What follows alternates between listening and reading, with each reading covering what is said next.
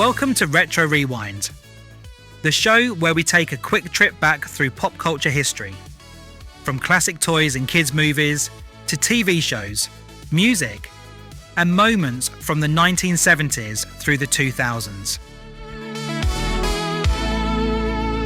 On the surface, Bubble Bobble was pure joy. It looked adorable, with its cheerful chubby dragons, and it sounded like a sunny afternoon. Its infectiously bouncy main theme an instant earworm. But this was a classic case of deceptive packaging. Released in arcades and onto home systems in the late 80s, it quietly, masterfully revealed itself to be one of the most brilliantly addictive games ever made. The premise was simple.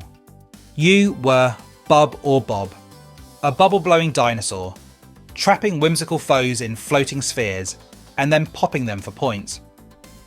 Yet beneath that simplicity lay a world of depth. The jaunty music wasn't just catchy, it burrowed deep into your subconscious. The levels were clever puzzles disguised as platforms, often demanding perfect cooperation in two-player mode.